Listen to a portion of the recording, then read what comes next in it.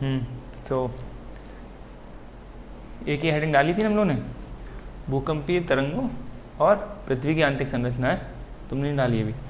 तो हमने ये देख रहे थे कि हम लोग पहले तो पृथ्वी की आंतरिक संरचना पढ़ रहे थे, ठीक, यानी कि आंतरिक संरचना अगर बहुत जल्दी से हम लोग रिवीजन करें क्विक वाला, तो हमने देखा था कि आंतरिक संरचना उसकी देखे थे, पृथ्वी की आंतरिक संरचना की परिभाषा क्या है, उसके बाद हमने देखा इसका उद्देश्य क्या है, क्यों आवश्यकता क्यों पड़ी हमें इसको जानने की। तो हमने देखा हमारी ये मतलब इसमें काम होने वाले हैं, जैसे मानव संसाधन उसके नीचे है, और पृथ्वी की उत्पत्ति, पृथ्वी की वर्तमान दशा, पृथ्वी की भविष्य की दशा, ये सब हमें पता चल जाएगा। इसलिए हमने पृथ्वी की आंतरिक संरचना के बारे में पता रखना चाहिए, ये हमें उद्देश्य देखा। उसके बाद हमने देखा था कि ताप दाब घनत्व संदधि, ये सब देखते देखते देखते उल्लिका पिंड देखते, फिर हमने देखा था भूकंपीय तरंगों से कैसे पता लगती है। हम जब यहाँ पे आ गए थे ना, भूकंपीय तरंगे या भूकंप संबंधी विज्ञान में देखा था कि जो भूकंपीय, हमने फिर इनको पढ़ा, भूकंपीय तरंगों को भी पढ़ा था। तो भूकंपीय तरंग जैसे मेजरली कौन कौन सी तरंग देखी थी, BS। जैसे आंतरिक संरचना में भूकंपीय तरंगे हमें पृथ्वी की आंतरिक संरचना को जानने में कैसे मदद कर रही हैं, ये हमने देखा था। मतलब हमें वैसे तो भूकंप अलग हम पढ़ेंगे, जब टॉपिक पढ़ेंगे भूकंप को फिर अलग से समझेंगे सब कुछ, क्या भूकंप बारे में क्या है। लेकिन अभी हमारा मेन टॉपिक था क्या, पृथ्वी की आंतरिक संरचना, हमें सब कुछ इसके रिगार्डिंग पढ़ना है कि हम चाहे कुछ भी ताप देखें, घनत्व देखें, संबंधित ताप भी अलग एक अच्छा बड़ा बड़ा टॉपिक है, अलग अलग सब उल्लिका पिंड, ये सब बड़े बड़े टॉपिक हैं, लेकिन हमने खाली इससे रिलेट करके पढ़ना है। तो हमने देखा था कि जब भूकंपीय तरंग देखे तो हमने देखा था P तरंग होती है, S तरंग होती है, देखा था मतलब प्राइमरी और सेकेंडरी। और एक हमने देखा था क्या, हाँ सरफेस वेव्स, जिसको हम लॉन्ग वेव्स ही बोलते हैं, ठीक है, L वेव्स ऐसे करके। तो PSL मेजरली, यानी कि मैं ऐसा हटा दूँ तो मेजरली कितनी तरंग होंगे, PSL, ठीक। फिर हमने ये देखा था, तुमने देखा था कि हमने देखा था कि भूकंपीय तरंगों के गुणों के अध्ययन के आधार पर पृथ्वी की आंतरिक संरचना, और भूकंपीय तरंगों ज़्यादातर हम P और S क्यों मान रहे हैं, L क्यों नहीं लिए लॉन्ग वेव के लिए, क्योंकि सरफेस पे चल रही है, पृथ्वी के अंदर नहीं चल रही है, ये हम लोगों ने बात देख ली थी। इसलिए हमें खाली ध्यान रखना है कि जो पृथ्वी की आंतरिक संरचना पढ़ना है तो उसमें P और S का ज़्यादा रोल है। हालांकि फिर हमने बताया ना P S trick, S S trick और PG तरंगे, SG तरंगे, ये तरंगे अपनी तरंगे अलग हैं, लेकिन वो जब बहुत डीप कोई पढ़ेगा वो नॉलेज करेगा, हमें खाली इतने से काम चल जाएगा इन दोनों तरंगों से। और यही मेजरली तरंगे होती हैं जो भूकंप, जो सिस्मोग्राफ होता है उस पर निकल के आती हैं। तो इतना देखने के बाद फिर हमने तरंगे पढ़ ली थी, और क्या देखा था, वो हो गया था। इसमें एक आध कोई पॉइंट लिखा था कि अब की मदद कैसे कर रही है, ऐसा लिखा था शायद।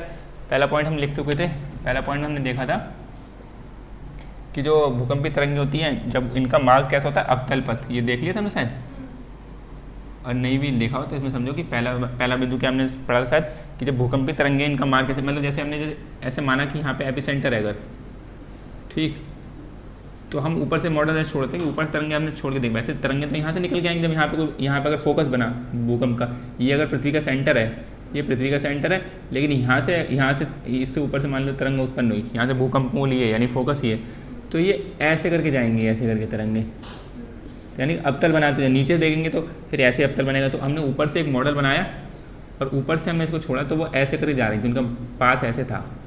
और फिर यहाँ से कोई ऐसे बनाया तो यहाँ से ऐसे जा रहा है, यहाँ से अगर कोई बनाया तो ऐसे जा रहा है। तो इसलिए हमें पता चला कि इसका पाथ कैसा है, अवतल है, यानी कॉन्वेक्स है, ठीक, ये हमने देखा था। तो अवतल पथ है। फिर हमने पता चला कि अवतल पथ यानी कि जो जब जिसका PS तरंगे हैं, इनका जो पथ है अवतल पथ है, तो ये क्या बता रही हैं, गहराई के साथ में घनत्व में वृद्धि बता रही हैं, यानी कि घनत्व में जैसी वृद्धि हो रही है तो उसके हिसाब से PS तरंगे कुछ अपने मूव कर रही हैं, ठीक। फिर हमने ये देखा था PSL वेव्स में कि P जो तरंगे हैं वो कम विनाशकारी होती हैं, ठीक है, और इनका वेग सबसे ज़्यादा होता है सब तरंगों में से, सारी भूकंपीय तरंगों में से सबसे ज़्यादा वेग तो होता है, लेकिन क्या होती है इसकी विनाशकारी कम होती है, विनाश कम करती है, और ये चलती है ऐसे पुश और पुल करके ऐसे चलती हैं, ठीक। ये चीज़ ध्यान रखना पड़ेगा, क्योंकि अभी हम जो भूकंप पढ़ेंगे तो उसमें और समझ में आएगा। और बाकी डिस्ट्रक्शन के हिसाब से तो ये पहला पॉइंट हमने लिख लिया था कि यानी कि भूकंपीय तरंगों का मार्ग वक्राकार ना होकर, ठीक है, या सीधा ना होकर वक्राकार होता है। वक्राकार में भी कैसा, ऐसा वक्राकार या ऐसा वक्राकार, ठीक है। तो अवतल यानी कॉन्वेक्स और कॉनकेव वाले होते हैं, तो अवतल पथ होता है, ठीक। ये पहला पॉइंट लिख लिया था।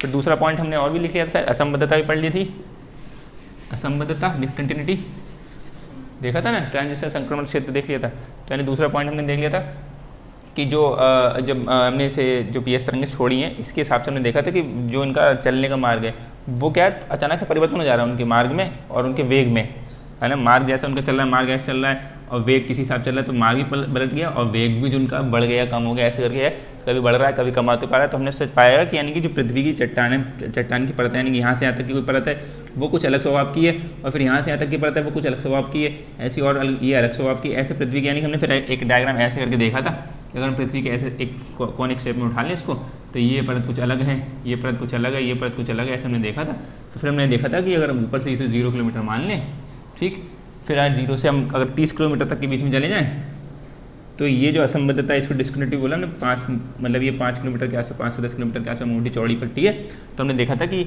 असंबद्धता क्या हो गई, ये भी एक चट्टान होती है, थोड़ी सी परत होती है ये भी, तो ये क्या कर रही है, दो अलग अलग, यानी कि इसको अगर हम हटा दें तो दो अलग अलग, यानी इसको और इसको भी हटा दें, तो ये वाली एक चट्टानी परत ये और ये वाली एक चट्टानी परत, दो अलग अलग चट्टानी स्वभाव वाली परतों को ना, इनको क्या करते हैं, अलग करती होती है। जो परत अलग कर रही है उसको क्या बोलेंगे, असंबद्धता, ठीक है, यानी डिसकंटिन्यूटी, यानी कि अभी कुछ ऐसे चल रही थी अचानक से डिसकंटिन्यूटी बन गई, यानी कंटिन्यूटी बन रही थी आपकी, वो डिसकंटिन्यूटी हो गया आपका, तो इसलिए असंबद्धता ने बोला। अब इनको खोजा था जिन व्यक्ति ने, तो उनके नाम पे उन्होंने डाल दी, तो मोह असंबद्धता हमने बोल दिया इसको, ठीक है ना, इसका नाम क्या हो गया था, मोह असंबद्धता। और इसको क्या बोलेंगे, गुटेनबर्ग विशर्ट, गुटेनबर्ग विशर्ट ये था ना, ये कितने किलोमीटर पे थी बताओ जरा, ये भी किलोमीटर भी ध्यान रखो,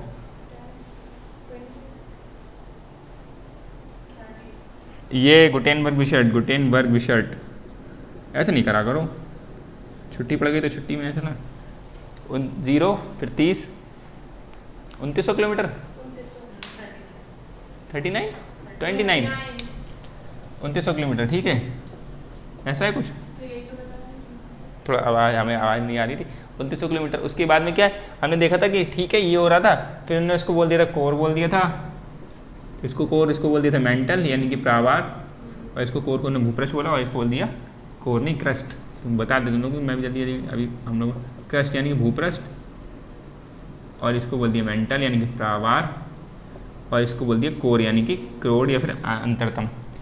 अब हमने बाद में देखा था कि एक कोनराड महोदय है, उन्होंने कहा कि नहीं ठीक है आप बोल रहे हैं इसको, फिर उस टाइम में जब सुएज महोदय एक आए थे, ठीक है, सुएज ने कहा क्या, यानी कि इस वाले को क्रस्ट को उन्होंने बोला सियाल, यानी कि ऐसे करके बोल दिया, हालांकि यानी कि सिलिकॉन और एल्यूमिनियम इनसे बना दिया ना सियाल, यानी कि सिलिकॉन और एल्यूमिनियम से, यानी इसमें रासायनिक संरचना कैसी है इस वाले परत की, क्रस्ट वाले की, जो इसकी रासायनिक, इसमें सिलिकॉन और एल्यूमिनियम तत्वों का ज़्यादा भार है, इस वजह से हमने बोला, मतलब ज़्यादा मात्रा है, इस वजह से इसको सियाल परत बोलने लगे, किन्हें, सुएज ने नाम दिया, यानी इसको पहले को बोल दिया सियाल और इस वाले मेंटल को बोल दिया सीमा, ठीक है, यानी कि सीमा का मतलब ऐसे हो गया, SI बोले सिलिकॉन और Mg यानी कि जो मैग्नीशियम होता है उसको Ma करके लिख दिया।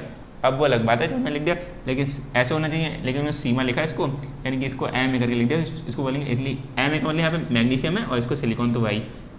फिर क्या ये कोर उन्होंने बोला, इसको बोल दिया नीफे, इसको बोला कि नीफे, यानी कि सुएज ने इन जो 3 परत कोर, मेंटल और कोर, क्रस्ट, मेंटल और कोर, इनको इन्होंने क्या बोल दिया, यानी कोर को इन्होंने क्या बोला, सियाल, यानी रासायनिक संरचना के साथ में क्रस्ट, क्रस्ट ऊपर वाले को क्या जा रहा है बार बार, मेंटल को क्या बोला इन्होंने, सीमा, और इसको कोर को क्या बोला, नीफ, यानी कि निकिल और आयरन यानी फेरस बोलते इसको, ठीक, 26 पे और 29 पे, ये सब पीरियड टेबल में पढ़े होंगे थोड़े बहुत, ये समझ में आया। लेकिन बाद में इनकी बात को थोड़ा खारिज कर दिया गया कि मतलब इन्होंने पहले पूरी परत को इन्होंने बोल दिया कि आपने इसको पूरे को सियाल बोल दिया, क्योंकि अब आए कोनराड महोदय, अब मैं इसको गायब कर रहा हूँ, ये तो लिखा हुआ है आपका।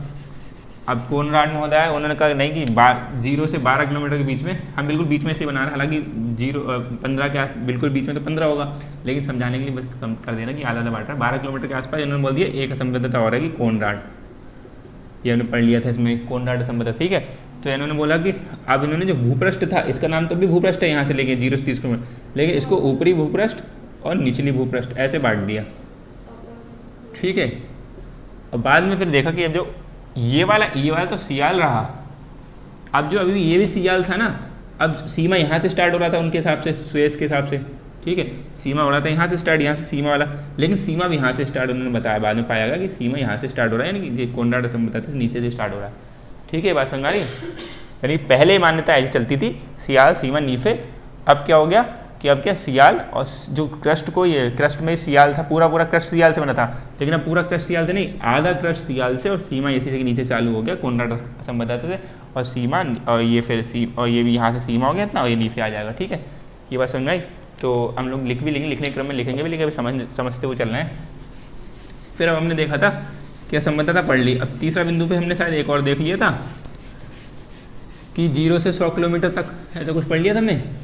ऊपर से अगर 0 से 100 किलोमीटर, ये हमें फिर से डायग्राम तो बनाना पड़ेगा ये वाला, यानी कि हमने ये देखा था कि ऐसे ही अगर हम पृथ्वी को ऐसे काट के निकाल लें एक शेप उसमें से, तो हमने देखा था ये, यानी कि 0 से अगर हम 100 किलोमीटर तक आ जाएँ, ठीक है, तो हमने देखा था कि इसमें जो भूकंपी तरंग है उनका वेग बढ़ा हुआ मालूम चल रहा है।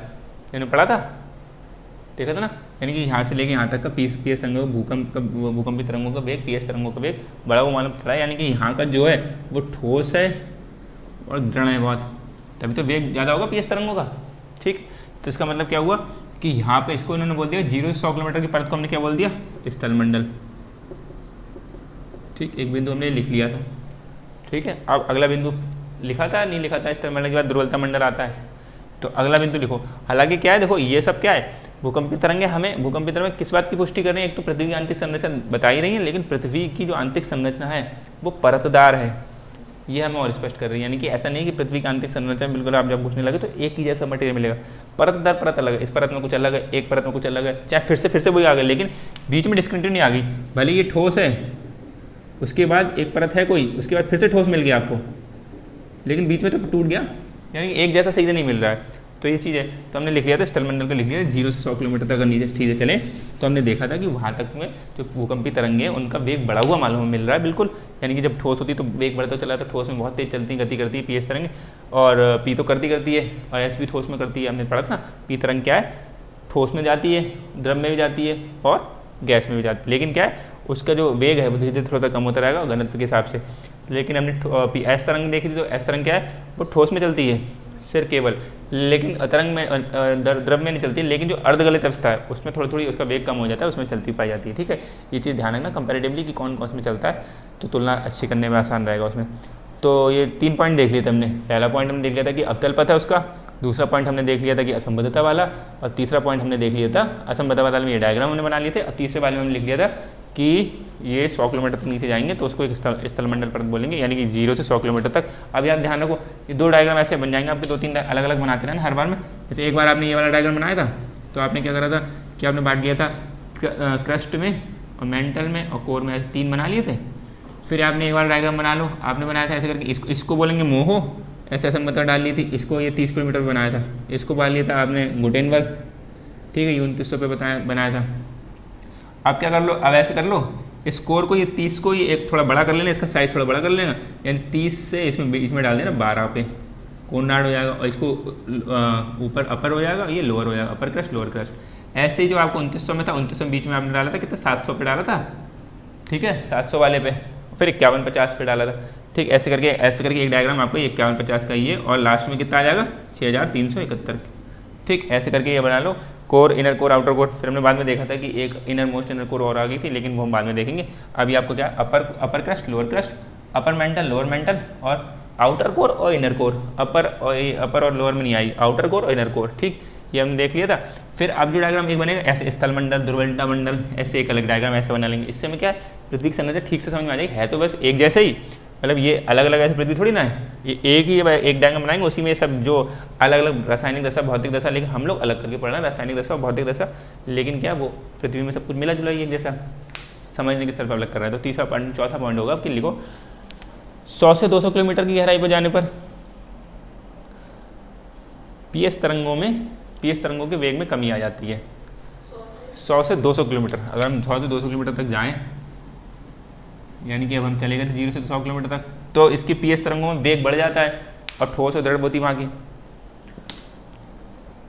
100 से 200 किलोमीटर की गहराई पर जाने पर 200 हाँ, पीएस तरंगों के वेग में कमी आ जाती है। किंतु इसके पश्चात भी, लेकिन इसके बाद भी एस तरंगे पाई जाती हैं।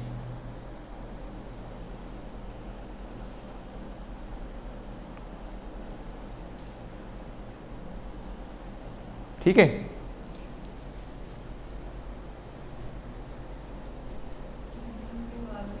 लेकिन इसके बाद भी एस तरंगें पाई जाती हैं।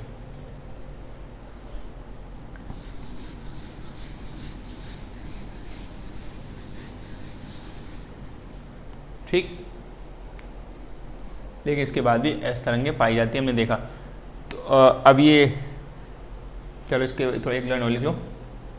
इससे सिद्ध होता है कि यह परत अर्धठोस अथवा प्लास्टिक अवस्था में पाई जाती है। इससे सिद्ध होता है कि यह परत अर्धठोस अथवा प्लास्टिक अवस्था में पाई जाती है।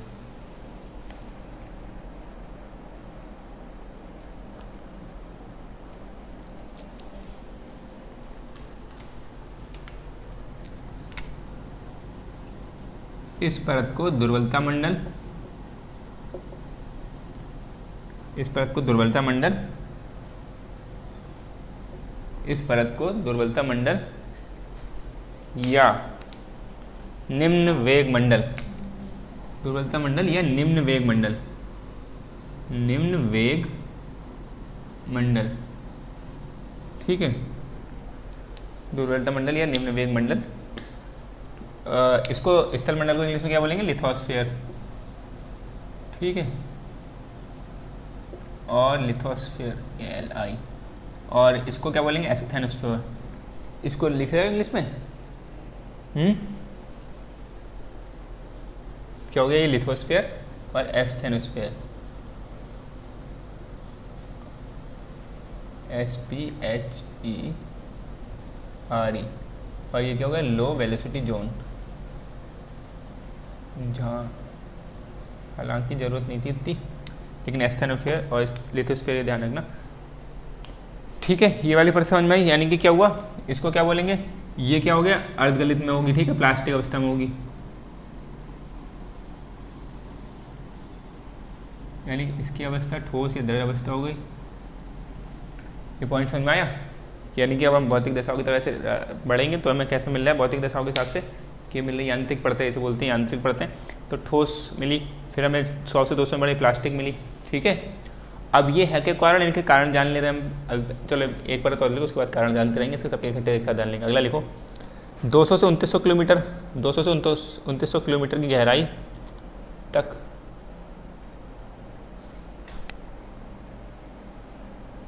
पुनः तरंगों के वेग में वृद्धि होती है। पुनः फिर से 200 से 2900 किलोमीटर की गहराई तक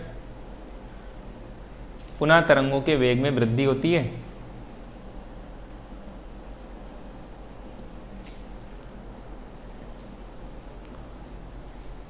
अतः इस परत को ठोस अवस्था में माना गया है, अतः इस परत को ठोस अवस्था में माना गया है।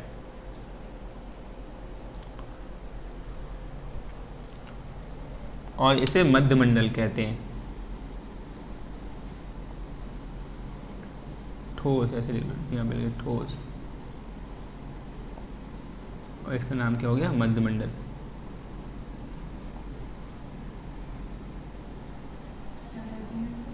मध्यमंडल, मध्य, मध्यमंडल, मीजोस्फीयर, मीजोस्फीयर, ये ध्यान रखना ना, इसको बोलते हैं, इसको मत लिख लेना, निम्न वेग मंडल मत लिख लेना। निम्न वेग मंडल उसका दूसरा नाम है, दुर्बलता मंडल का दूसरा नाम, ठीक है। अगला पॉइंट,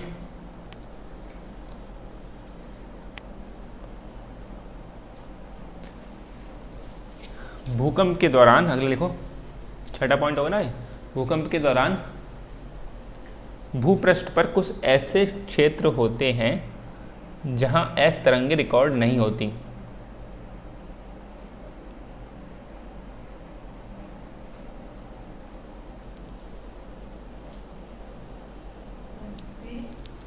भूकंप के दौरान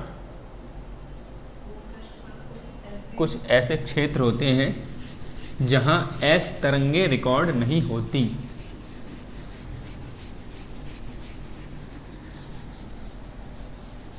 जहाँ एस तरंग रिकॉर्ड नहीं होती, इसे एस तरंग छाया क्षेत्र कहते हैं, इसे एस तरंग छाया क्षेत्र कहते हैं।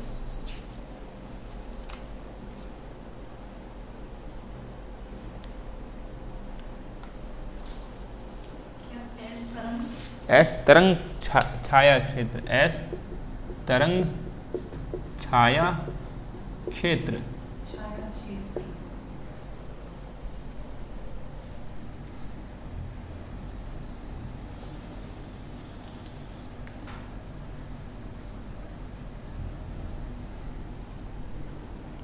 एस तरंग छाया क्षेत्र, ठीक है।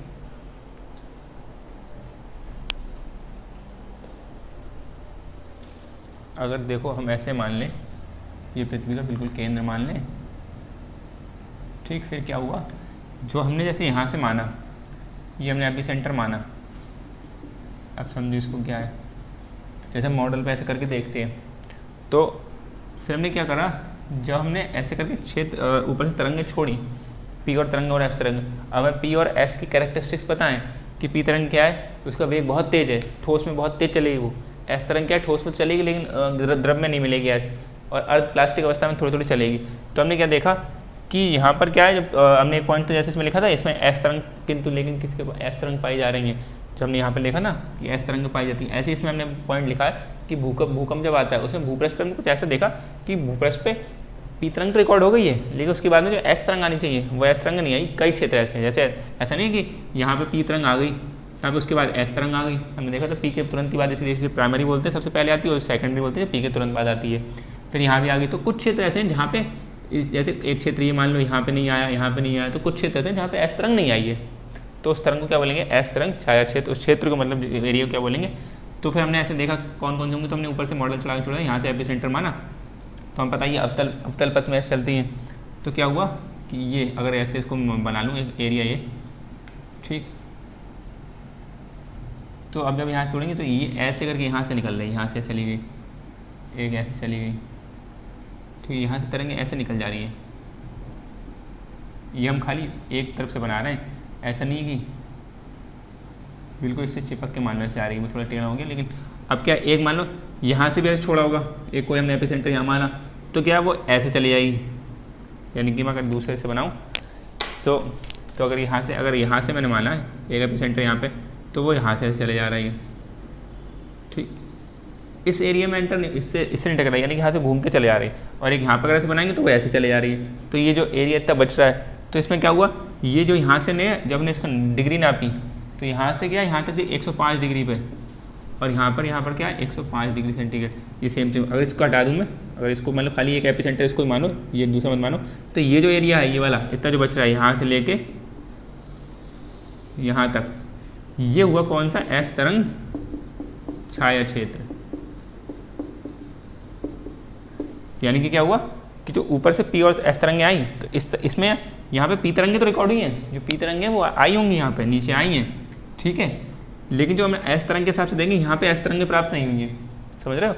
यहाँ पर क्या, अगर मैं यहाँ पे पी तरंग अगर मान लूँ, पी तरंगें हैं जो लाल वाली मान ले रहे हैं, पी तरंग लाल वाली मान लें, तो पी तरंगें ऊपर से आई हैं नीचे ऐसे कहीं पे, ठीक है, ऐसे कहीं कहीं होंगी, ठीक। लेकिन ये क्या है, यहाँ पे एस तरंगें नहीं आ पाई हैं इतने एरिया में। यहाँ जो यहाँ तक जो ब्लैक आया है, यहाँ तक एस तरंगें हैं, ठीक है, समझ में आ रहा बात। तो इस इतने वाले क्षेत्र को यहाँ पे पी तरंगें आई हैं लेकिन एस तरंगें नहीं आई, इसलिए इतने वाले क्षेत्र को क्या बोलेंगे हम, एस तरंग छाया क्षेत्र, ठीक। इसको बना लो अपने हिसाब जल्दी ली। और हमने कैसे देखा कि 29, अब हमने फिर पाया कि हर 2900 किलोमीटर गहराई पे, यानी कि ऊपर से लेके 2900 किलोमीटर गहराई पे ये चेंज हो जा रहा है। जैसे एक बार इधर देखो, हम क्या करेंगे, इधर से भी अगर मैंने कोई एपी सेंटर बनाया होता तो इधर से भी 2900 अमूमन नाम है, 2900 एक मतलब उनके पास ऐसे गलती में दी होती है, उसके नाप लेते हैं। 2900 किलोमीटर गहराई के बाद ऐसे मुड़ गई, यहाँ पे यहाँ मुड़ गई, ऐसे यहाँ से 2900 किलोमीटर गहराई के बाद ऐसे मुड़ गई, ऐसे मुड़ गई। तो हमने ये एरिया 2900 किलोमीटर के होते होते ऐसे करके गोला खींच लिया यहाँ पे। और यहाँ पे देख लिया कि इसके बाद में जो अगर यहाँ छोड़ेंगे तो इधर कुछ एस तरंग छाया क्षेत्र आ जाएगा, यानी कि पृथ्वी के लगभग 40% क्षेत्र के आसपास मान लिया, ठीक। अभी लिखवा देते हैं लेकिन समझने के हिसाब से समझो। एस तरंग क्षेत्र क्या है, पृथ्वी के लगभग 40% क्षेत्र या उससे थोड़ा सा अधिक ऐसे करके इतने एरिया में एस तरंग छाया क्षेत्र हो जाता है। यानी कि पी तरंग तो पाई जाती है बहुत जगह, लेकिन कुछ जगह ऐसी हैं पृथ्वी के 40% के आसपास, वो क्या है वहाँ पे एस तरंग रिकॉर्ड नहीं होती हैं। ये बात समझ में आ रही है, एस तरंग छाया क्षेत्र, क्योंकि उसके बाद भूल जाओगे अगर रिविजन नहीं करोगे वाली।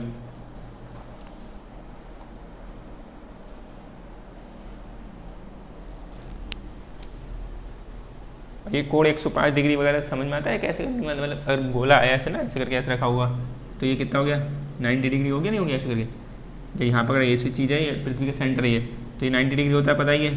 अब इससे क्या है, थोड़ा सा अगर ऐसे और कर दो तो ये 105 हो जाएगा। अगर मान लिया तो ये चीज़ क्या है कि जो एरिया यहाँ से और नापेंगे इसको, तो पूरा क्या है, ये अगर सेंटर मान लेंगे, ऐसे कर लेंगे, तो ये 105 डिग्री ऐसे वाला, यानी कि जो यहाँ से कोण बन रहा है इसके और इसका, यानी कि बिल्कुल सेंटर पे नहीं। अगर यहाँ से अगर ऐसे मारेंगे तो ये ऐसे चला जाएगा और ये ऐसे आ जाएगा, और यहाँ पर ये बिल्कुल, लेकिन यहाँ तक पाया जा रहा है, यहाँ तक पाया जा रहा है, तो ये ऐसे जब जाएगा तो ये 105 डिग्री का बनेगा, इसलिए हमने इसको 105 डिग्री बोला। ठीक है, यानी कि 105 डिग्री के पी तरंग जो जाती है 105 डिग्री तक चली जाती है और एस तरंग भी बाहर जाती है, लेकिन उससे नीचे एस तरंग नहीं पाई जाती, यानी 105 डिग्री से नीचे एस तरंग नहीं पाई जाती है। बात समझ में आ रही है?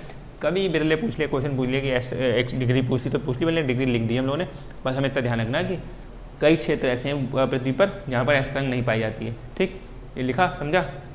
अगला पॉइंट लिखे, बोले।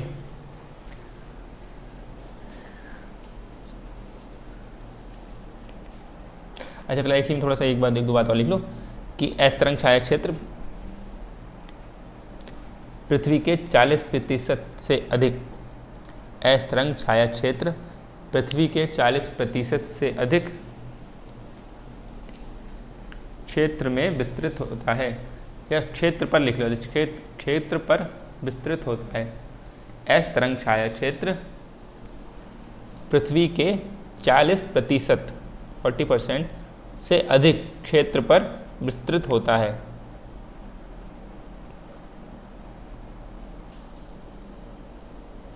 यानी कि इससे अब क्या अनुमान लग गया, इस पॉइंट से हमें क्या पता चला, यानी कि तो हमने जब नापा, इसकी जो गहराई नापी, यानी कि क्या हुआ, हमने इसकी जब गहराई नापी कि कहाँ से तब मुड़ रही है आगे, तो हमें पता चला कि ऊपर से हमने देखा कि 2900 किलोमीटर, यानी कि 2900 किलोमीटर के आसपास से मुड़ जा रही है। ठीक है, तो फिर हमें इससे क्या पता, अनुमान लगाया आपने जो लिखा कि एस तरंग से पृथ्वी के 40%, यानी कोई ऐसे बहुत डार्क मान लेना, हमने दूसरे पेन से यहाँ से लेके यहाँ तक की जो हमने ऐसे, जब यहाँ से हमने बनाया तो यहाँ से भी देखा वो 2900 किलोमीटर, यहाँ से भी 2900 किलोमीटर, यहाँ से 2900 किलोमीटर, ऐसे। तो अभी ये पूरा एक हमने ऐसे राउंड शेप बना लिया कि 2900 किलोमीटर मिल गया। यानी कि अब एक हम इसमें यहाँ से परत मारेंगे, 2900 किलोमीटर वाली मारेंगे, जो ये वाला ये राउंड का इतना हमने मान लिया। अगर हम ये वाला पीस उठा रहे हैं ऐसे करके, तो ये वाली लाइन जो ये वाली मारेंगे 2900 वाली। ठीक है ना, ये बात समझ में आ रही है? तो हमने ऐसे करके वहाँ से अगर बी शेप में उठाया तो ये वाली जो परत आएगी, हमने देखा ना 200 से 2900 किलोमीटर हमने देखा था, ऐसे देखा था, तो वो 2900 किलोमीटर आ गई।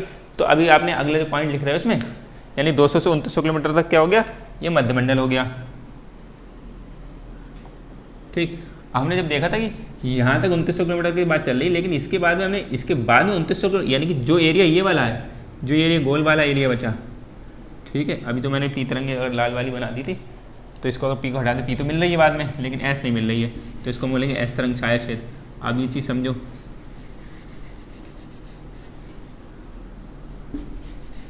ये क्या है, ये जो है यहाँ पर क्या है, पी तरंग इसके बाद तो आ रही है, लेकिन एस तरंग हमने देखा कि यहाँ से 2900 किलोमीटर पर गायब हो जा रही है। अगर मैं यहाँ से छोड़ूँ पी दे तो यहाँ से गायब हो जा रही है, यानी कि इसमें एस तरंग नहीं आ पा रही है। जब इसमें नहीं आ पा रही तो यहाँ भी नहीं निकलेगी। तो इसका मतलब क्या हुआ, अब हमने जो आपने लिखी कि पी तरंग जो है भूकंप के दौरान भूपृष्ठ पर कुछ ऐसा क्षेत्र पाया जाता है वो 40% अधिक है। तो हमने इसके बाद लिखो कि इससे अनुमान लगाया जाता है, इसका लिखो इससे अनुमान लगाया गया कि 2900 किलोमीटर की गहराई के बाद, इससे अनुमान लगाया गया कि 2900 किलोमीटर की गहराई के बाद पृथ्वी द्रव अवस्था में है, पृथ्वी द्रव अवस्था में है, कि पृथ्वी द्रव अवस्था में है, द्रव लिक्विड अवस्था में है।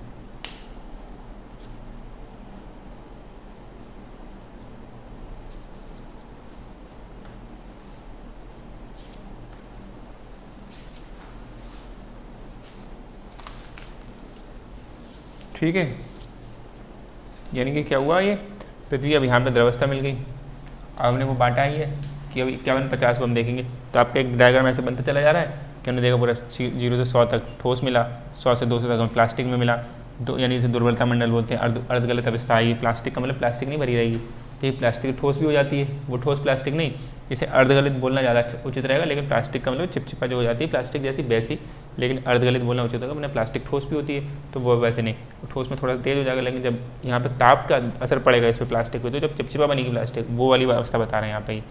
ठोस फिर द्रव में मिला। तो हमने ये चीज़ समझ में आई आपको, ये वाला पॉइंट। इसी में आगे थोड़ी एक दो बात और लिख लो। यहाँ रेडियो एक्टिव पदार्थ, यहाँ रेडियो एक्टिव पदार्थों से विमोचित ऊष्मा, विमोचित ऊष्मा, यहाँ रेडियो एक्टिव पदार्थों से विमोचित ऊष्मा, यहाँ रेडियो एक्टिव पदार्थों से विमोचित ऊष्मा के एकत्रित होने के कारण, रेडियो एक्टिव पदार्थों से विमोचित ऊष्मा के एकत्रित होने के कारण तापीय दशाएं यानी कि टेम्परेचर, तापीय दशाएं दवाओं की तुलना में अधिक प्रभावी हो गई हैं, दवाओं की तुलना में अधिक प्रभावी हो गई हैं।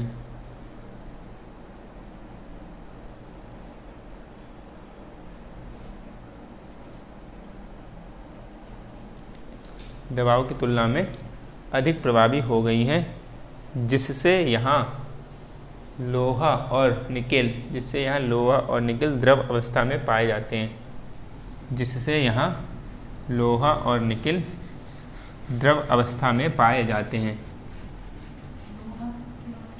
लोहा और निकेल, निकेल ना पे छोटी की मात्रा, का पे एक का डंडा, मतलब एक की मात्रा, और निकेल, हाँ निकेल बोलते हैं, निकेल भी ऐसे लिखते हैं लेकिन हिंदी में, ठीक है। इंग्लिश में ये NiCkLe और इसका सिंबल है Ni और परमाणु क्रमांक का 29 नंबर, ठीक। Nickel copper zinc, 28 copper nickel, nickel द्रवस्था में पाया जाता है। 28 पे होता है निकेल यार, 28 पे होता है, 29 पे होता है nickel. Scandium, titanium, vanadium, chromium, manganese, iron, cobalt, nickel, copper, zinc, यानी कि 28 पे होता है निकेल, है ना, परमाणु क्रमांक, ठीक है लिखा। अब समझे, यानी कि यहाँ पर क्या हमने देखा, 0 से 100 किलोमीटर तक क्या हुआ कि हमने देखा कि पीएस तरंगे उनका वेग हमें अधिक मिला और इसलिए हमें समझा कि ठोस दृढ़ है यहाँ पे। अब यहाँ पर क्या है, रेडियो एक्टिव पदार्थ यहाँ पर भी हैं, तो लेकिन यहाँ पर ठोस अवस्था में क्यों है, ठीक, ये भी क्वेश्चन आ सकता है। लेकिन क्या है, ये पे समझना में ये चीज़ है कि यहाँ पर क्या है, अगर 0 से 100 किलोमीटर तक के बीच में ऐसे देखें, 0 और ये 100 किलोमीटर, तो इसमें दरारें थोड़ी फिशर जैसे बोलते हैं ना, दरारें ऐसे करके हैं, कहीं कहीं पर दरारें हैं।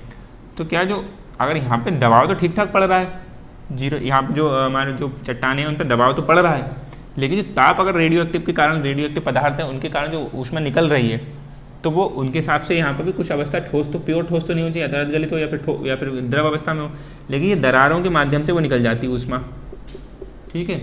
दरारों के माध्यम, यहाँ पे दरार है 0 से 100 किलोमीटर पे, यानी कि दबाव अच्छा खासा प्रेशर पड़ रहा है, इसमें प्रेशर जो है इंक्रीज है, यहाँ पे दबाव बहुत अच्छा पड़ रहा है, लेकिन टेम्परेचर जो है ना वो कम है इसकी तुलना में, प्रेशर की तुलना में, इसलिए ठोस में हो जाता है। हमने पीछे कंडीशन देखी थी ना, अगर प्रेशर ज़्यादा है और टेम्परेचर कम है तो यहाँ पर क्या प्रेशर ज़्यादा है और ये दरारों में से थोड़ी सी ऊष्मा निकल जा रही है, इस वजह से यहाँ पे इसकी तुलना में टेम्परेचर कम है, इसलिए यहाँ पे ठोस बना हुआ है, ठीक। यानी कि 0 से 100 बनना, यहाँ पे 0 से 100 में भी क्या है, ये थोड़ा ठोस नहीं रह के थोड़ा सा अर्धगलित में या गलित अवस्था में होता।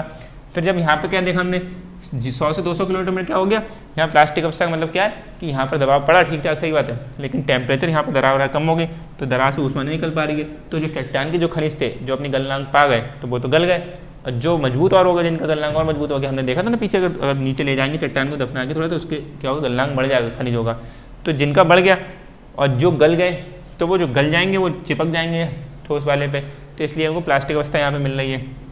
और ठोस का मतलब यहाँ पे क्या है, इसमें फिर से ऐसे लिख सकते हो कि यहाँ पर क्या है, जो प्रेशर है वो दबाव की तुलना में ज़्यादा है यहाँ पर, इसलिए क्या है यहाँ पर ये फिर से ठोस अवस्था में पाया गया। और यहाँ पर हमने लिख ही लिया कि यहाँ पर रेडियो एक्टिव जो पदार्थ हैं उनसे विमोचित ऊष्मा है, उसको एकत्रित होने के कारण यहाँ पर सब कुछ द्रव अवस्था में है, और निकेल और जो निकेल और आयरन वो यहाँ पर घूम रहे हैं, ये भी हम देखेंगे पृथ्वी का शेप घूम रहे हैं, हाँ घूम रहे हैं, वो भी देखेंगे, पृथ्वी गोल गोल घूम रही ना, और वो भी हम समझेंगे इससे मैग्नेटिक फील्ड क्रिएट हो रहा है, इससे ही जो ये घूम रहे हैं बहुत तेज़ी से। लिखा। तो अब क्या अगला पॉइंट एक लिखो, यानी कि समझ में आया, द्रवस्था में 2900 किलोमीटर के बाद द्रवस्था में, यानी कि हम जब इसकी गहराई नापी तो 2900 किलोमीटर दिख रहा है, तो हमने समझा कि 2900 किलोमीटर द्रव अवस्था में यहाँ पे है, ठीक। आ रहा समझ में, अगला पॉइंट लिखो, यानी कि एस तरंग छाया क्षेत्र में किससे मिला, ये एस तरंग की मदद से पता चला मैं। अब लिखो भूकंप के दौरान कुछ क्षेत्र कुछ क्षेत्र ऐसे भी होते हैं, कुछ क्षेत्र ऐसे भी होते हैं जहां एस तरंगों के साथ साथ पी तरंगे भी अनुपस्थित होती हैं।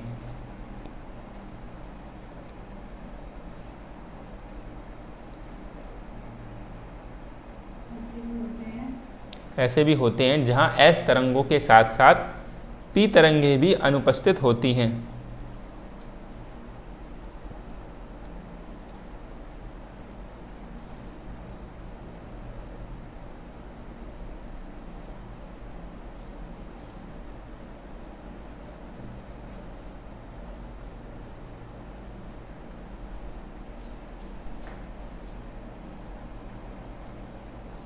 ठीक है, लिखा ना, पी तरंगे भी अनुपस्थित होती हैं। इस क्षेत्र को ऐसे लिखो, इस क्षेत्र को पी एस छाया क्षेत्र अथवा पी छाया क्षेत्र, पी एस छाया क्षेत्र अथवा यानी कि या पी छाया क्षेत्र, पी एस छाया क्षेत्र अथवा पी छाया क्षेत्र, पी एस छाया क्षेत्र अथवा पी छाया क्षेत्र कहते हैं। इसे पी एस छाया क्षेत्र अथवा पी छाया क्षेत्र, यानी कि या तो पी छाया क्षेत्र बोल लो या पी एस छाया क्षेत्र बोल लो, ऐसे बोल लो। ठीक है, इसमें अगला पॉइंट लिखो। चलो पहले समझा दूंगा, यानी कि ये क्या है। अगर ऐसे फिर से समझो, आपने अभी एस तरंग छाया क्षेत्र को समझा था, तो ऐसे समझो कि ये हमने माना एपी सेंटर। तो अगर ये इसके हिसाब से हमने माना केंद्र यहाँ पे पृथ्वी का, तो इस केंद्र से हमने देखा था ऐसे करके ये जो एरिया हम बना रहे 2900 किलोमीटर गहराई पे ऐसे ना ऊपर से लेकर इसको नापेंगे, तो ये कितनी गहराई है 2900 किलोमीटर। ठीक है, फिर हमने देखा था क्या था कि अगर मैं इसको, चलो इसको काले से बनाता हूँ, पी वाले को लाल वाले को इससे ऐसे कर लेते हैं जिससे आपको और अच्छे समझ में आ जाएगा कि जो हमने अगर एस तरंग थी ना, एस तरंग तो क्या है, एस हमने लाल से लिख ली, तो ये एस तरंग तो ऐसे करके यहाँ से ऐसे पाई जा रही है, यानी कि 105 तक का ये एंगल बनना था। हमने देखा था कि एस तरंग तो ऐसे आ रही है, इसके नीचे एस तरंग नहीं पाई जा रही है। ठीक है, अगर इसको ऐसे निकालने, यहाँ से निकल के ऐसे चली गई, ये दोनों बिल्कुल एक जैसे सीध में रहेंगे। यहाँ पे भी 105 डिग्री और यहाँ पर भी 105 डिग्री, और ये एस तरंग नीचे नहीं आ रही है। इतने को क्या बोला हमने, इस पूरे को यहाँ से लेके यहाँ तक के पॉइंट को हमने बोला एस तरंग छाया क्षेत्र। ठीक है, और ये पृथ्वी का 40% हिस्सा के आसपास है, उससे थोड़ा बहुत बड़ा, और ये गहराई क्या हो 2900 किलोमीटर गहराई है इसकी, ये हमने नापा था उसको। फिर क्या हुआ, हमने देखा था कि इसके बाद में द्रव अवस्था में पाई जा रही है, इसलिए यानी कि इसके बाद में यानी द्रव चालू हो गया कहीं पे, ये सब ऐसे द्रव होगा, लिक्विड होगा, तभी तो उसमें तो एस तरंग नहीं मिल रही है। अगर प्लास्टिक होती तो थोड़ी वेग कम मिलता हमें, है ना, प्लास्टिक में थोड़ा वेग कम होकर मिलती तो है, एस तरंग से मिलती है। यानी कि ये क्या है, यहाँ पर थोड़ा सा द्रव मिलेगा, उसके बाद में क्या है, ये एरिया कुछ ऐसे और आएगा। ठीक, यानी पृथ्वी का केंद्र ऐसे करके बना ले, तो यहाँ से लेके यहाँ तक की दूरी, यानी पूरी ऊपर से लेके यहाँ तक क्या होगी 51-50। ठीक है, यानी कि जो 51-50 यहाँ पर क्या हो जाएगा 51-50 किलोमीटर ऊपर से लेके यहाँ तक क्या होगा 51+, यानी कि इसमें क्या है, द्रव भरा हुआ है, इतने में द्रव में, इसलिए यहाँ पे द्रव में तो एस तरंग नहीं चलेगी, ये सब द्रव अवस्था में। यहाँ पे निकेल और हमने बताया ना, निकेल और वो आयरन यहाँ पे हैं भरे हुए, क्योंकि यहाँ पे हाँ लिक्विड फॉर्म में है, ये लिक्विड फॉर्म में द्रव की अवस्था, यानी कि यहाँ पे एस तरंग आएगा ही नहीं, उसमें द्रव में पाती नहीं है। अब क्या है कि जो पी तरंग तो जा रही है, लेकिन ये हमें पता है पी तरंग तो जा सकती है, इसमें द्रव में वेग कम हो जाएगा लेकिन जा सकती है। तो हमने देखा पी तरंग है वो देखो यहाँ भी जल मिल रही है, लेकिन क्या अचानक से यहाँ पे इतने में तो एस तरंग छाया क्षेत्र, यहाँ पे तो एस तरंग नहीं मिलेगी, लेकिन क्या कई कई जगह पे पी तरंग भी नहीं मिल रही, यानी सब जगह पी भी नहीं मिल रही हमें। तो पी क्या है, अचानक जैसे ऐसे आई ऐसे ऐसे हो गई, वो थोड़ा यहाँ बदल गई, यहाँ बदल गई, उसका क्या है जो उसका पाथ है वो बार बार बदल जा रहा है, ऐसे करके यहाँ पाई जा रही है, ऐसे ऐसे पाई जा रही है, ऐसे करके हो जा रही है। थोड़ा इसमें इंक कम है, इससे समझो, ये ऐसे करके आया ऐसे हो गया, ऐसे पाया ऐसे हो गया, ऐसे हो गया। मतलब कुछ क्षेत्र ऐसा, मान लो ये वाला क्षेत्र है, ये वाला क्षेत्र, ये वाला और ये वाला क्षेत्र, मान लो इतना क्षेत्र, इसमें क्या है, इसमें पी भी नहीं मिल रहा हमें, समझा है। यानी कि इतना क्षेत्र कुछ ऐसा है जहाँ पे हमें पी भी नहीं मिल रही है। ठीक, आपने इसको जिगजैग करके कैसे बना लो, यहाँ पे चेक करके बना लो, लेकिन इतने वाले क्षेत्र में पी, हमें यहाँ पी तरंग भी नहीं मिल रही है। मतलब ऐसा नहीं कि पी तरंग ट्रैवल नहीं कर पा रही है, लेकिन क्या है घनत्व में इतनी जल्दी अचानक से परिवर्तन हो रहा है कि उसका मार्ग थोड़ा भटक जा रहा है, तो इसलिए कि कुछ क्षेत्र छूट जा रहे हैं पी तरंग से पृथ्वी पर कुछ क्षेत्र छूट जा रहे हैं। तो इस वाले एरिया को क्या बोला हमने, पी छाया क्षेत्र, या फिर इसको बोलेंगे पी एस छाया क्षेत्र। हमने ऐसे लिखा ना, इसको क्या बोलेंगे, पी एस छाया क्षेत्र या पी छाया क्षेत्र। क्यों, उसमें क्या है, क्योंकि यहाँ पे पी एस छाया क्षेत्र से क्यों बोल रहे हैं, क्योंकि एस तो है ही नहीं है यहाँ पे और पी भी नहीं है, तो इसे पी एस छाया क्षेत्र बोला। या सिर्फ पी बोल लो, क्योंकि पी तो सब जगह मिलेगा हमें, और जहाँ पे एस नहीं मिल रहा है तो उसको अब जहाँ नहीं मिल रहा है पी, तो उसके लिए पी बोल दिया, क्योंकि हमें पता है कि एस तो इसके बाद तो 2900 किलोमीटर के बाद तो एस तो मिलना ही नहीं है, जहाँ पी नहीं मिलेगा वहाँ पे तो एस है ही नहीं, इसलिए हमें केवल पी छाया क्षेत्र बोल लो या फिर इसे पी एस छाया क्षेत्र बोल लो। ठीक, अब हम इस पर लिखेंगे कि ऐसा हो क्यों रहा है, वो एक लाइन लिख लें कि ऐसा क्या हुआ कि कहीं पे पी क्यों नहीं मिल रहा है यहाँ पे। और ये जाला यार, ये गहराई यहाँ से लेकर यहाँ तक नापेंगे वाली गहराई तो कितनी हो गई, 5150 किलोमीटर। ठीक है, यहाँ तक 2900 किलोमीटर हो गई और यहाँ तक क्या हो गई, 5150 किलोमीटर, यानी 5150 किलोमीटर। ठीक, गहराई समझ में आ रही है ये वाली। अब इसके बाद लिखो, जो इसी में पॉइंट में लिखना, 2900 किलोमीटर की, इसी पॉइंट में जो आपने चित्र बनाया इसी के संबंध में लिखना, 2900 किलोमीटर की गहराई के उपरांत, 2900 किलोमीटर की गहराई के बाद या उपरांत या पश्चात घनत्व में अत्यधिक परिवर्तन होने के कारण, घनत्व में अत्यधिक परिवर्तन होने के कारण, यानी घनत्व में एक संग बहुत परिवर्तन हो गया, अत्यधिक परिवर्तन होने के कारण पी तरंगे अपवर्तित होती हैं, पी तरंगे अपवर्तित होती हैं, पी तरंगे अपवर्तित होती हैं, अतः भूपृष्ठ पर पहुंचने के क्रम में इनसे कुछ क्षेत्र छूट जाता है, अतः भूपृष्ठ पर पहुंचने के क्रम में इनसे कुछ क्षेत्र छूट जाता है।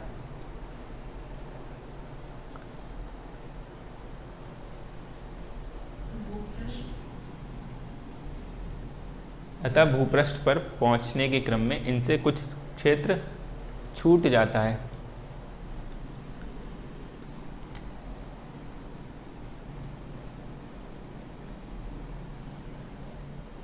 देखा, अतः भूपृष्ठ पर,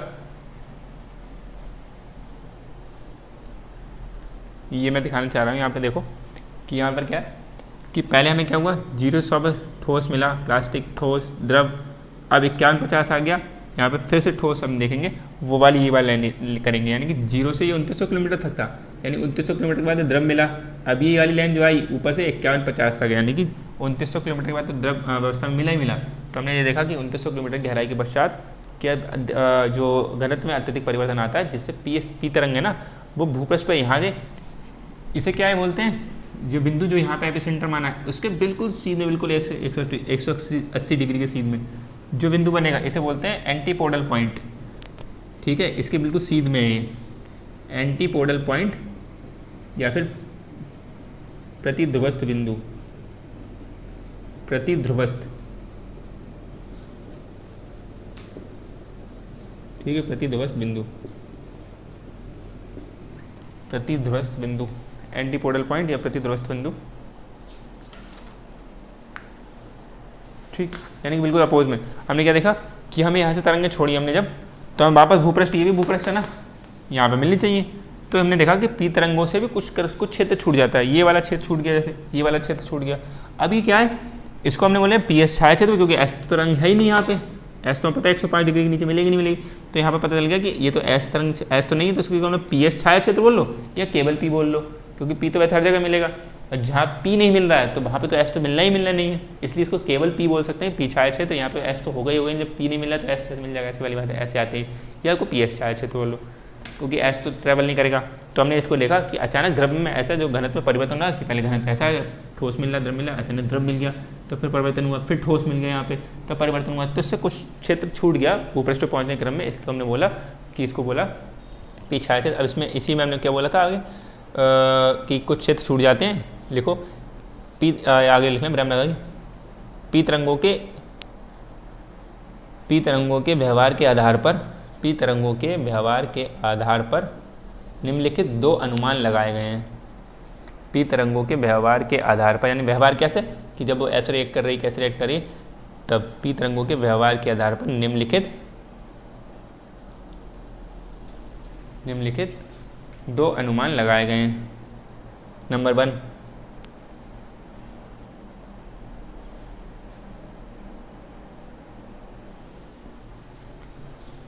1 क्या कि लिखो 2900 से 5150, 2900 किलोमीटर से 5150 किलोमीटर यानी 5150 किलोमीटर, 2900 से 5150 किलोमीटर की गहराई तक पी तरंगों के वेग में कमी आती है। यानी कि यहाँ से 2900 से 5150, ये दूरी 5150 नहीं है, यहाँ से यहाँ तक का 5150 है। ठीक है, 2900 किलोमीटर से 5150 किलोमीटर। ठीक है, हमको ऊपर से ही मानना है सब कुछ, सब दूरियाँ की गहराई तक पी तरंगों के वेग में कमी आती है, पी तरंगों के वेग में कमी आती है। अतः इस परत को द्रव अवस्था में माना गया है और इसे बाह्य क्रोड कहते हैं, बाह्य क्रोड कहा जाता है, आउटर कोर।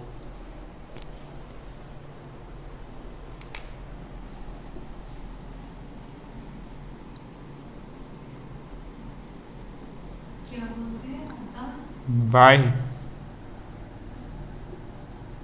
अतः इसे द्रव अवस्था में माना गया है और इसे बाह्य क्रोड, आउटर कोर, आउटर कोर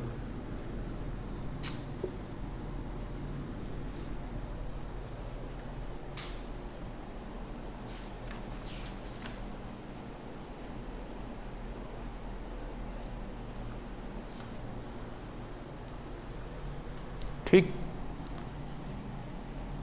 लिखा, इसे आउटर कोर यानी कि आउटर कोर या फिर बाह्य कोर कहा जाता है। दूसरा बिंदु लिखो इसमें 5150 या फिर 5150, 5150 किलोमीटर से पृथ्वी के केंद्र तक, 5150 किलोमीटर से पृथ्वी के केंद्र तक यानी कि 6371 किलोमीटर तक है ना, लगभग में 5150 किलोमीटर से पृथ्वी के केंद्र तक पी तरंगों के वेग में वृद्धि होती है, पी तरंगों के वेग में वृद्धि होती है। यहाँ से देखते हो, चलो इसको देखो, ऐसे समझते हो इस डायग्राम को। 5150 किलोमीटर की गहराई के बाद, ठीक है, पी तरंगों के यानी कि गहराई के बाद पृथ्वी के केंद्र तक, यहाँ तक चलना है हमें, यहाँ तक देखो पृथ्वी के केंद्र तक पहुँचना, यानी 5150 किलोमीटर के बाद पृथ्वी के केंद्र तक पी तरंगों के वेग में वृद्धि होती है, पी तरंगों के वेग में वृद्धि होती है। अतः यह परत ठोस अवस्था में मानी गई है और इसे आंतरिक कोड कहा गया है। अतः यह परत ठोस अवस्था में मानी गई है और इसे आंतरिक कोड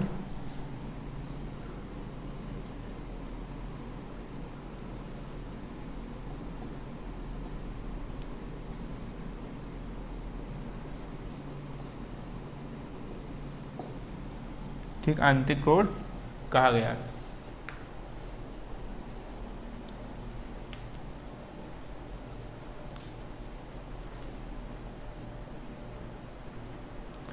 ठीक है, इसी के बारे में दूसरे बिंदु में लिख लो, ये आंतरिक कोड ठोस अवस्था में, ऐसे ये आंतरिक कोड उच्च दबाव के अधीन ठोस अवस्था में, ये आंतरिक कोड उच्च दबाव के, हाई प्रेशर के अंडर हाई प्रेशर ना, ये आंतरिक कोड उच्च दबाव के अधीन ठोस अवस्था में है। यहाँ लोहा और निकेल ठोस अवस्था में पाए जाते हैं।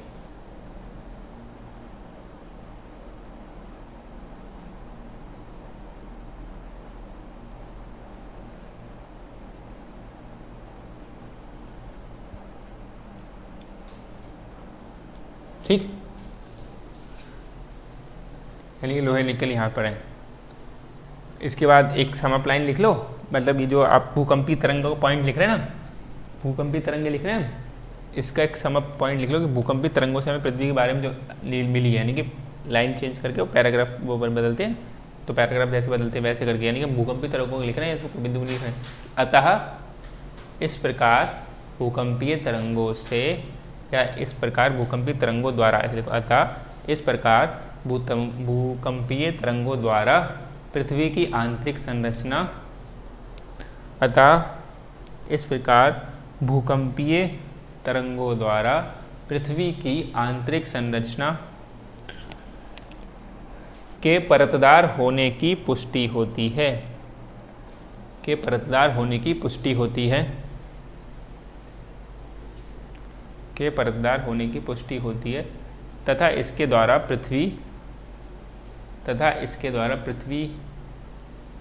के आंतरिक भाग की तथा इसके द्वारा पृथ्वी के आंतरिक भाग की तथा इसके द्वारा पृथ्वी के आंतरिक भाग की रासायनिक और भौतिक दशाओं का विश्वसनीय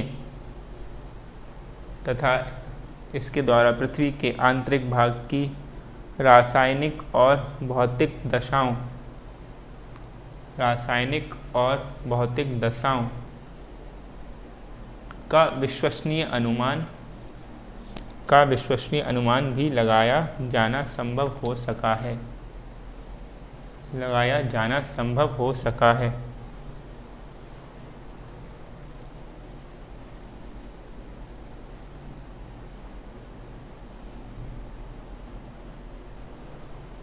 ठीक है,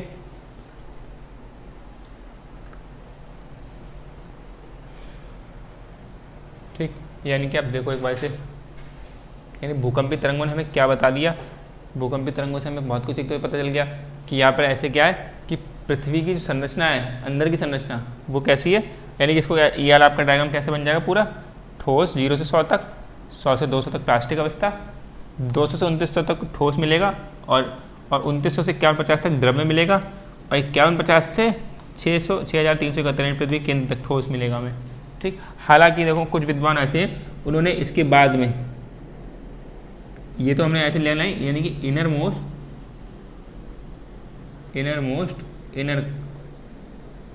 कोर, इसको एक में और बांटा है, खाली ऐसे बना लेना, लेकिन हमें ध्यान के रखना वो जो हमने बनाया है।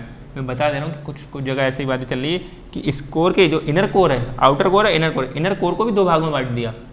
ठीक है, इनर कोर, यानी कि ये वाली कौन सी हो जाएगी, इनर कोर, ये इनर कोर हो गई, यानी कि आंतरिक इनर कोर हो गया, और ये वाली कौन सी हो गई, इनर कोर, उन्होंने और बांट दिया। तो ये ऐसे करके अब ये समझो इसको क्या बोलेंगे, स्थल मंडल 0 से 100 तक, 100 से 200 तक दुर्बलता मंडल, ठीक है, और 200 से 2900 तक 200 से 29 तक ठोस, 2900 से 5150 तक बस हो गया, 2900 से 5150 तक द्रव अवस्था में और ये ठोस अवस्था में।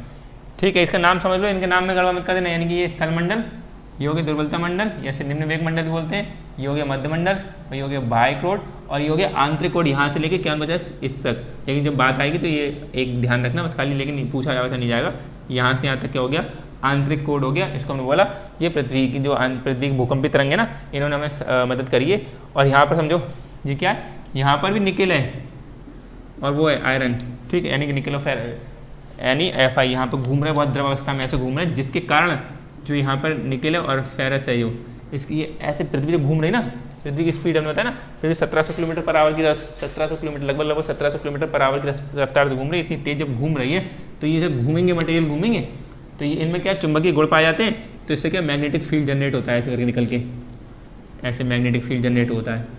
ठीक, नॉर्थ पोल से साउथ पोल से ऐसे जनरेट होता है। तो इसी कारण पृथ्वी बची हुई है, वरना इतनी सारी अल्ट्रावायलेट रेज आ रही हैं, सूरज से आ रही हैं, बहुत सारे कण आ रहे हैं, तो वो हमें हार्मफुल थे। लेकिन पृथ्वी की रक्षा होती है इससे ही। अगर ये किसी से घूमना रुक गई पृथ्वी, तो ये सब स्विच ऑफ हो जाएगा एक तरीके से, फिर सब डाउन हो जाएंगे, फिर हमें बहुत सारे, हम पृथ्वी बची नहीं पाई, सर्वाइव नहीं कर पाई, इसी कारण बची घूम रही। और यहाँ भी ठोस अवस्था में पाएगा निकेल और फेरस, ठीक है, ये भी पाया जा रहा है। तो इसके ये ध्यान रखना, ये हमें भूकंपीय तरंगों ने मदद करी ऐसा पाने के लिए। इससे हमने क्या विश्वसनीय अनुमान लगाए, और पृथ्वी भूकंपीय तरंगों से हमें क्या फ़ायदा पता चला कि ये पृथ्वी की जो अंदर की संरचना है वो कैसी है, परतदार है, ये हेल्प ये करी। और परतदार में भूकंपीय रासायनिक दशाएं और भौतिक दशाएं में बता दिया, ये हमें समझ में आ गया। ठीक, और ये क्या है, अब आगे वाली क्लास में हम देखेंगे, परतें देखेंगे, जो परतें हैं पृथ्वी की। अब जो परतें बात हो गई, तो कैसी यांत्रिक परतें और रासायनिक परतें हम दो तरीके से देखेंगे। लेकिन ये डायग्राम याद रखना, 0 से 100 किलोमीटर, फिर ऐसा बताया वो सब ध्यान रखना कि हमारे पास था ना 0 फिर 30 किलोमीटर पे, इसमें 12 किलोमीटर कोनराड थी, फिर 30 में मोह था, फिर 700 पे देखा हमने, ठीक है, और फिर हमने 2900 पे देखा, फिर 5150 पे, ये सब बस हम बताया, ध्यान रख लेना। बाकी अगली क्लास लेते हैं, कल पता पढ़ेंगे उसके बाद। ये डायग्राम एक बार रिवाइज जरूर मान लेना, पी छाया क्षेत्र, एस तरंग छाया क्षेत्र, क्योंकि भूल जाओगे वरना। ये ऐसा क्यों हुआ, कैसे आया, ऊपर से क्यों छोड़ा, हम यहाँ से छोड़ के देखा हमने सब तरफ से, यहाँ से एक मॉडल बनाया तो यहाँ से हमने ऐसे छोड़ा, और यहाँ से मॉडल बनाया छोड़ा, तो हमने देखा कि 2900 किलोमीटर गहराई का एस तरंग मिल ही नहीं रही आगे जाने के, तो इसलिए हमने कैसे खींच लिया ग्राफ, उसमें मेरे 2900 किलोमीटर बाद द्रव में पाया जाएगा, क्योंकि इसमें एस तरंग चलेगी नहीं, और पी तरंग तब थोड़ी कम वेग के साथ चलेगी, इसलिए हमने इसको द्रव बोला। और यहाँ पी तरंग तेज चल रही है तो इसको हमने ठोस बोला, ठीक। यहाँ पर ठोस अवस्था में बड़ा हुआ, ये बिल्कुल अंदर का हिस्सा है, यानी कि जब हम रसगुल्ला खाते हैं ना, उसके अंदर कई बार निकल जाता है, ठोस ठोस मिल जाता है, तो वैसा ही ये, ठीक। हम लोग कल रखते हैं यहाँ।